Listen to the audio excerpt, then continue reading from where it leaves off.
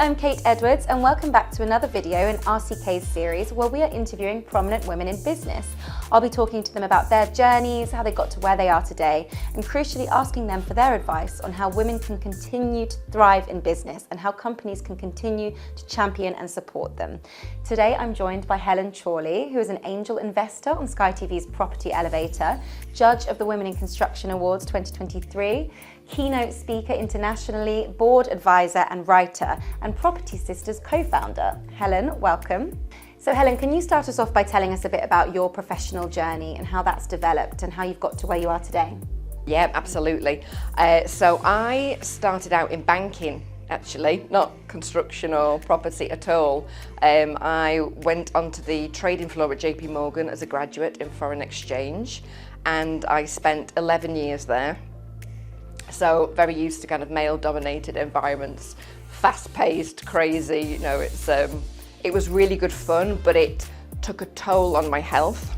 So in 2008, I burnt out spectacularly. So I left banking, took a couple of years out, had to just, for health reasons. And then I'd always been very passionate about property. I literally bought my own first property the moment I could. I think I was 22, 23 at the time. And then decided actually that's what I wanted to make my career as. I'd come away with a decent redundancy package from the city. We bought our first property as a project. It was a big old house right in the middle of London. It was a former vinegar factory. And I thought, this will be it was going to be our home, but a great project as well. So we did that, and eventually, after we'd done that, and I tried a few things actually. Once I left banking, I really wanted to try something creative. So I tried all sorts of things, floristry, hat making, like all these. Really wanted to explore that. But property and like the numbers and the analysis, that was all still in there. So property and investing was just kind of a natural progression. So around, what year would it be? 2015-ish, I decided, right, we're going to take this seriously, and went to a property networking meet in London. And again, walked in, room full of men, just me and one other woman, and I just realised I had something to add. I had something to bring with my background from banking and the way I looked at things, deals, analysis, risk, which I speak a lot about. I just realised I was in the right place, and this was gonna light me up. So yeah, it's been really good. So among many things, you were the judge of the Women in Construction Awards last year. Is that something that you've always wanted to be a part of? And can you tell us a bit about these awards? As soon as Michaela asked me about it, I'm like, hands up, yeah, I am in. I'm a co-founder of Property Sisters, the community in kind of the property investment community. So I'm really, really passionate about recognising women, helping them put themselves forward, get confidence, because it's only by bringing everybody else up that we make changes and we encourage other women. So I was absolutely delighted when Michaela asked me. I was one of the judges for the Best Business Owner category. And I have to tell you, the whole process was actually really emotional for me. There was a lot of applications, and reading what a lot of the applicants had been through. So they're very accomplished women, great businesses. Some were new, had just been started during lockdown. Some had been going a long time, but all of them were doing things outside of the business to make an impact. And a lot of them had had serious challenges. A lot of them had had health challenges, so clearly that resonated with me as well. But one of them, I remember distinctly, one of them actually made me cry. I'm literally got halfway through, got all emotional, thought I'm gonna have to come back to this, had to put it aside, go away, come back, and then, kind of carry on. Like some really, really inspirational stories. And I just think those stories need to be told. We need to know that everybody else is out there facing their own challenges, and this is how they did it, and this is who helped them, and that all, like I said, that just raises everybody up together. So it was a no-brainer for me to be involved. So what challenges and obstacles did you face when you were building up your career? Well, banking was interesting when I started in 1997. Well, it feels like a long time ago.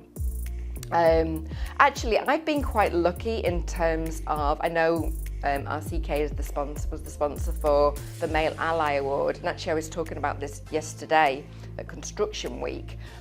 I've always been very lucky to have people that have championed and sponsored me, mostly male bosses. So I've been really lucky in that respect. I would say some of the challenges almost are my own stuff.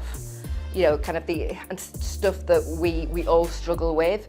It's stuff I see in my own community, and even kind of encouraging women to apply for these awards, imposter syndrome, and having that belief in yourself, and the fact that confidence isn't a straight line. It's not always there. It's not like, oh, you get it one day and that's it, you're set for life.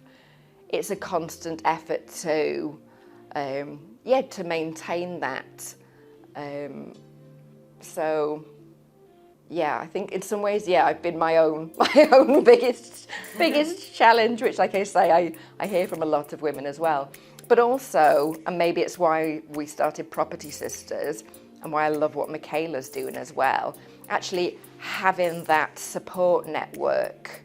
There wasn't really anything like that, certainly when I started in banking, and really not much either, again, when I started in property, in terms of a safe space for women to be able to put their hand up and just say, this is how I'm feeling, or ask a question. Like when I turned up at that property networking meet in London, I'd come from a background of working on a trading floor. I'm used to male environments, I'm used to big egos and dealing and managing with that. And still, even I felt a bit intimidated going into that room. And it's what I saw, a kind of consistent theme. Women wouldn't put up their hands and ask a question in case they look stupid, they didn't want to look like they're asking a silly question. And what we wanted to create was a place where that would be okay. Ask the questions. It doesn't matter if it's silly. If you've got that question, somebody else probably has as well. And also, it's a resource, so obviously we share recommendations and tips, and it's a really nice community. So nowadays, what does the day-to-day of your job look like in your role? It's very varied, and I think I like that. Yeah. Like all the different, maybe that's why I survived on a trading floor so long, like lots of different things going on. So I write for an industry magazine. I love doing that. I love writing, kind of expressing myself and trying to help people look at a different perspective, think about things differently with the things I write about. On my investing side, it's a lot of analysis, deal analysis, spreadsheets. I'm a proper spreadsheet geek, so I love that.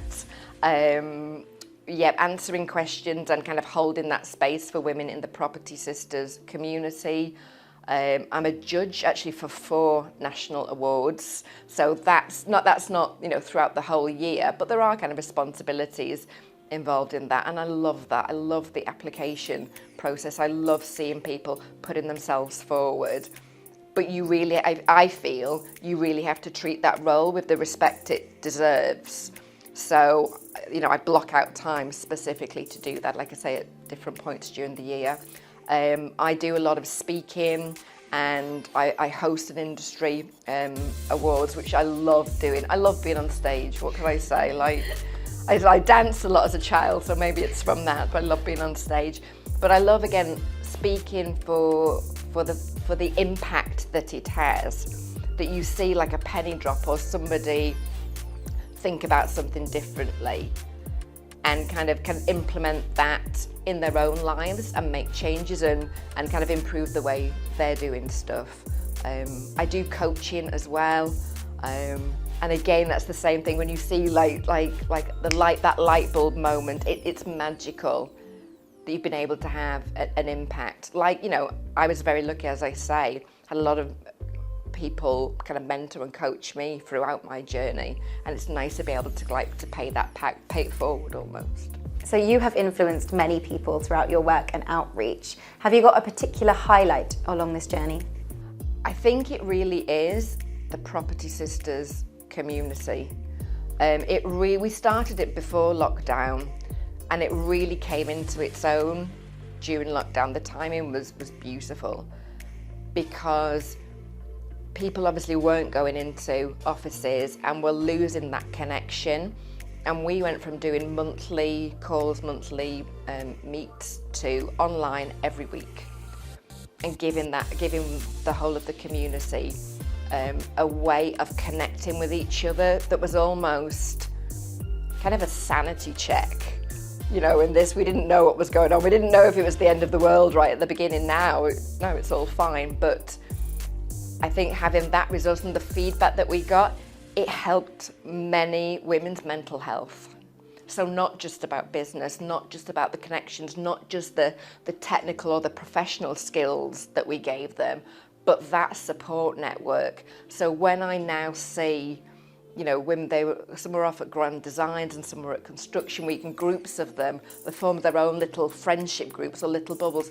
That, honestly, that warms my heart that they've created, or we've helped create and helped them create for themselves these networks. And also what we did at that time, Property Sisters was started as a for women that were already active in property and construction. So kind of not the beginner level, but we kept getting asked for beginner, newbie kind of level group, but we didn't have the capacity to hold that within that group. So we actually set something separate up, Little Sisters, during lockdown. And again, I'm in, you know, that group as well, and I love, they have so much energy, so much enthusiasm. They don't have kind of the jaded, you know, like, oh God, here we go again with, you know, the issues that you face in all the projects. And I just love being part of that as well, and again seeing the connections that they make and their enthusiasm enthuses me. It's really magical. So what would your advice be to a woman who was maybe considering starting on a similar journey to yourself? How would you encourage her to pursue her goal? Do you know the biggest piece of advice? And actually, I know there's all the advice about you wouldn't change anything. Actually, I would change something for me. I would accept all the help that was given and offered to me if I could go back again. And it's my main piece of advice for women starting out there. I think very often it's to the point of holding ourselves back. What are the obstacles? We can be our own obstacle.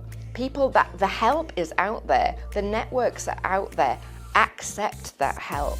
It's not a sign of weakness. You don't have to do it all on your own. Yes, it's great if you want to do it all on your own, but there's so much help out there.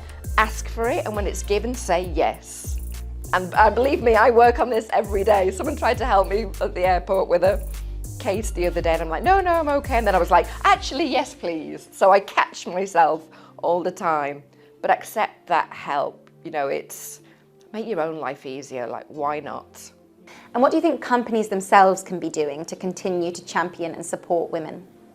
I think something like that, like creating a safe space for women to connect. I was on a leadership course a couple of weeks ago with a lady that was working in the NHS, and I found it amazing that, and good in one respect, that she was talking about there were men's networks, like great. Honestly, men need each other and those support networks as much as women do. I think that's a really easy win, to be able to give those resources, give the time, and foster that environment.